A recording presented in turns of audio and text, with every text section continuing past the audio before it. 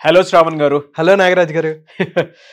Sir మీరు ఇచ్చేటువంటి knowledge ఏదైతే ఉందో అని నాకు బాగా గుర్తు.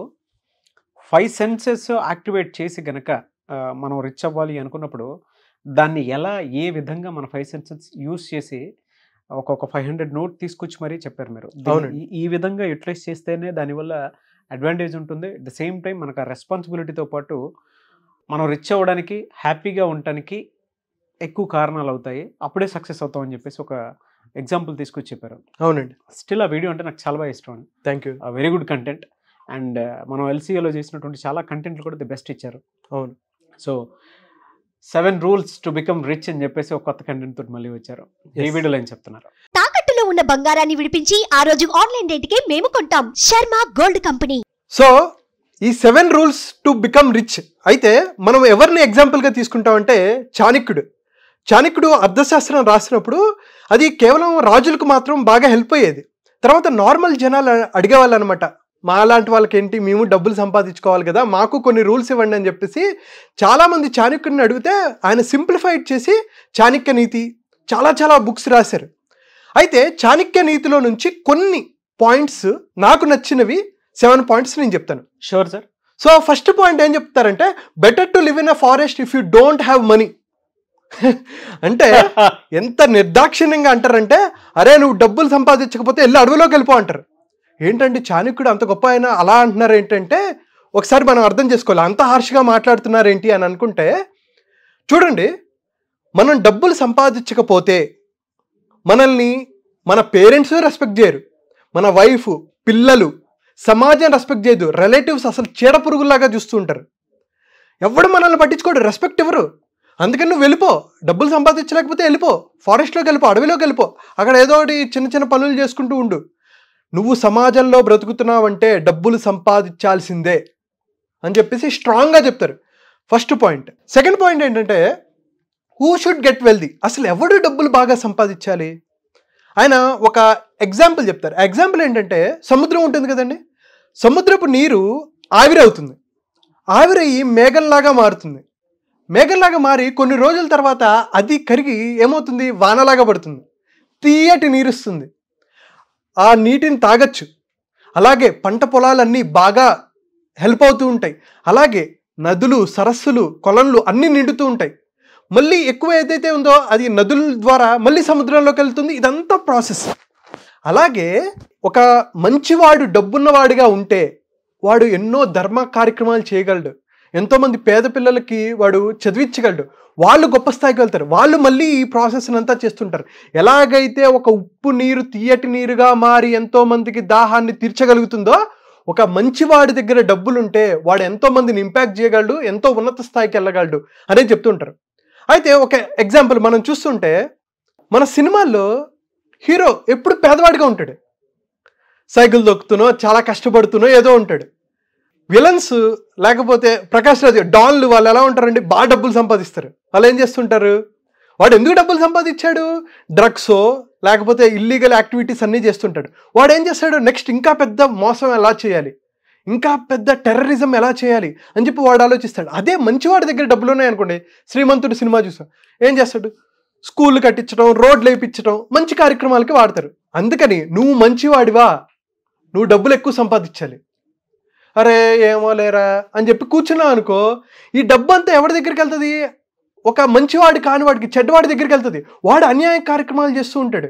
నువ్వు మంచివాడు అయితే నువ్వు ఇంకా ఎక్కువ డబ్బులు సంపాదించాలి, సో దట్ నీ వల్ల 10 మందికి ఉపయోగపడుతుంది అని చెప్పేసి చాణక్యుడు చెప్తుంటారు. థర్డ్ పాయింట్ ఏంటంటే, who is man's real friend. అలా మనిషి మంచి మిత్రుడు ఎవరు అనుకుంటున్నారు, డబ్బే. సో ఎందుకంటే నీ దగ్గర డబ్బు ఉందా, నీ శత్రువు కూడా మిత్రుడు అయిపోతాడు, వచ్చేస్తారు, అరే అరే అరే అరే అని వచ్చేస్తాడు అనమాట. అప్పుడెప్పుడో మాట అన్నాను కదా, అది గుర్తుపెట్టుకోకలే, మన ఇద్దరం ఇప్పుడు ఫ్రెండ్స్ కదా. అంతకు ముందు వరకు తిట్టిన వాళ్ళు రిలేటివ్స్, వీడు పనికిరాడు అన్నవాళ్ళు కూడా మిత్రులు, నువ్వు గొప్పవాడు అవుతావని నాకు తెలుసురా అని చెప్పేసి వచ్చేస్తారు. సో నువ్వు ఎప్పుడైతే నీ బెస్ట్ ఫ్రెండ్ అయిన డబ్బును సంపాదిస్తావో మిగతా వాళ్ళందరూ ఆటోమేటిక్గా వస్తారు. సో అందుకనే మంచిగా డబ్బులు సంపాదించాలని చెప్తున్నారు. అయితే wealthy is consider as wise. మనం చూస్తే సమాజంలో వీడు బాగా డబ్బులు సంపాదిస్తున్నాడు రా, మంచి తెలివైనోడు అంటే డబ్బుకి తెలివితేటలకి లింక్ పెడతారు. సో అరే వాడు ఏంట్రా అలా సంపాదించేశాడు, వాడు చాలా తెలివైనోడు అని అనుకుంటారు. అరే నువ్వు ఉన్నావు ఎందుకు పనికిరావు అని చెప్పి కంపారిజన్ చేస్తూ ఉంటారు చాలామంది. అయితే వాడు ఏ రకంగా డబ్బులు సంపాదించాడో తెలియదు కానీ జనాలు ఎలా ప్రొజెక్ట్ చేసుకుంటారంటే వీడు డబ్బులు సంపాదించాడు కాబట్టి వీడు తెలివైనోడు అనే ఒక పర్స్పెక్టివ్లోకి వచ్చేస్తుంటారు అనమాట. అందుకనైనా సరే నువ్వు డబ్బులు సంపాదించాలి అని చెప్పేసి చాణక్యుడు చెప్తున్నారు. సో తర్వాత పాయింట్ ఏంటంటే best way to earn money. తెలుసు, అందరికీ తెలుసు డబ్బులు సంపాదించాలి అని. ఈ పాయింట్ నేను సమ్మరైజ్ చేస్తాను. ఇక్కడ ఏంటంటే best way to earn money అనేది నువ్వు న్యాయంగా, ధర్మంగా, నీతివంతంగా డబ్బులు సంపాదిస్తేనే అది మంచి డబ్బురా. అన్యాయంగా వేరే వాడిని మోసం చేసి డబ్బు ఎప్పుడు సంపాదించుకో అని చెప్పి చాణక్యుడు గట్టిగా చెప్తారనమాట. సో మనం ఏ డబ్బు సంపాదించినా, చాలామంది పొలిటీషియన్స్ అండి, ఎంతోమంది పేదవాళ్ళు వాళ్ళ కడుపు కొట్టి, లేకపోతే అంతెందుకు గవర్నమెంట్ ఎంప్లాయీసే ఉంటారు, ఈవెన్ రైతుల దగ్గర కూడా లంచాలు తీసుకుని ఉంటారు. మనం చూస్తూనే ఉంటాం కదండి సమాజంలో, కోట్లు వాళ్ళు సంపాదిస్తూ ఉంటారు. ఈవెన్ పేద పిల్లలకి వాళ్ళు ఏమి చేయరు. ఎలక్షన్స్లో మాత్రం డబ్బులు, అరే నువ్వు కరెక్ట్ టైంలో మంచి పథకాలన్నీ పెట్టి వాళ్ళకి అందరికీ హెల్ప్ చేస్తే నువ్వు ఓట్లు కొనుక్కోవాల్సిన అవసరం రాదు కదా. అవును, వాళ్ళే ఓటేస్తారు, అరే నాకు చాలా మంచి పని చేశాడరా అని చెప్పేసి. సో న్యాయంగా, ధర్మంగా డబ్బులు సంపాదించాలి అని చెప్పేసి చెప్తాను. తర్వాత ఏంటంటే సేవ్ మనీ ఫర్ ఎమర్జెన్సీ. ఏంటంటే చాలామంది సమాజంలో అరే నా లైఫ్ బెస్ట్గా వెళ్తుందిరా, చాలా ఎంజాయ్ చేయాలి, కార్లు కొంటుంటారు, లగ్జరీ కొంటారు, తప్పు కాదు, నేను ఏది దీంట్లో తప్పనట్లా. కానీ మనకు ఎప్పుడైతే మంచి ఫేజ్ వస్తుందో లైఫ్లో ఖచ్చితంగా లో ఫేజ్ వస్తుంది.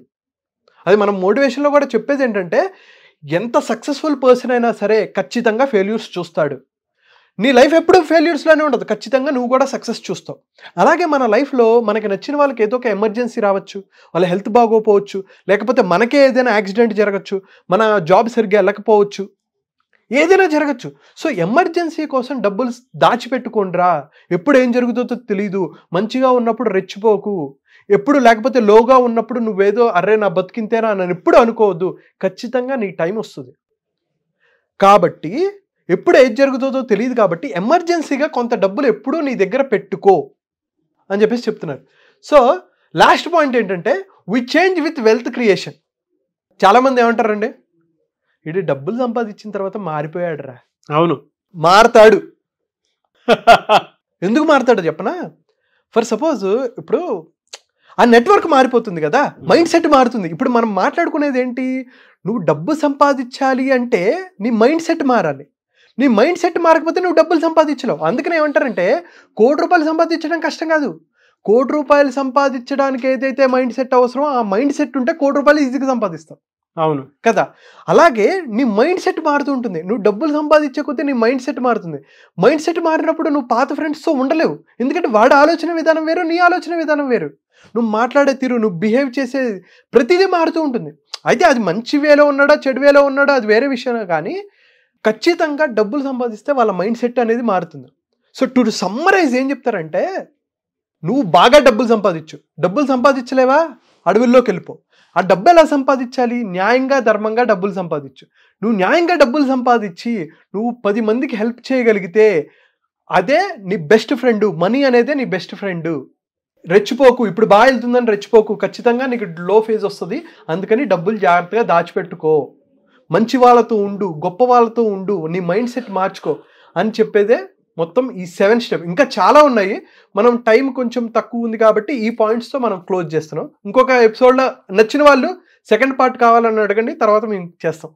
డెఫినెట్గా అండి. అంటే మీరు చెప్పినటువంటి పాయింట్స్ ఏవైతే ఉన్నాయో, నిజంగా డబ్బులు సంపాదించలేనటువంటి అవసరం ఉంది అనుకున్నప్పుడు అడవుల్లోకి వెళ్ళిపోవటం బెస్ట్ అనేది. ఎందుకంటారండి చాలామంది అన్నీ ఒక వైరాగ్యంలో ఉండేటువంటి వాళ్ళు మాత్రమే అడవులకు వెళ్ళిపోవాల్సినటువంటి పరిస్థితి వచ్చేస్తాయి. లేదంటే కొంతమంది అప్పుల్లోకి వెళ్ళిపోయి సూసైడ్ దాకా వెళ్ళిపోయేటువంటి వాళ్ళు ఉంటారు. ఇందులో మీరు చెప్పినటువంటి పాయింట్స్ ఏవైతే ఉన్నాయో, ఒక డబ్బు సంపాదించినటువంటి ఒక వ్యక్తికి పాజిటివ్ మాట్లాడతారని ఎప్పుడు అనుకోండి, నెగిటివ్స్ మాత్రమే వస్తాయి. ఏదో అన్యాయంగా సంపాదించడం, అక్రమంగా సంపాదించడం చేత కానప్పుడు అడవులకు వెళ్ళిపోవటం బెటర్ అనేటువంటి పాయింట్ లైన్ ఏదైతే ఉందో అది నిజంగా అందులో చెప్పినటువంటిది హార్ష్ రియాలిటీ. ఇంకంతే. ఎందుకంటే సొసైటీ కొన్ని ఎక్స్పెక్ట్ చేస్తుంది, సొసైటీ నుంచి మనం ఎక్స్పెక్ట్ చేసే ఆ విధంగా బతుకుతాం. కాబట్టి మానవుడు సంఘజీవి అని చెప్పడానికి దాని నుంచే అప్పట్లోనే చాణక్య నీతిలో ఇటువంటి రాసి ఉన్నాయి. కాబట్టి మనం ఈరోజు ఇలా మాట్లాడుకోవాల్సిన పరిస్థితి వచ్చింది. ఎనీవేస్ థ్యాంక్ యూ అండి. Thank you so much Shravan గారు. థ్యాంక్ యూ అండి. Thank you so much.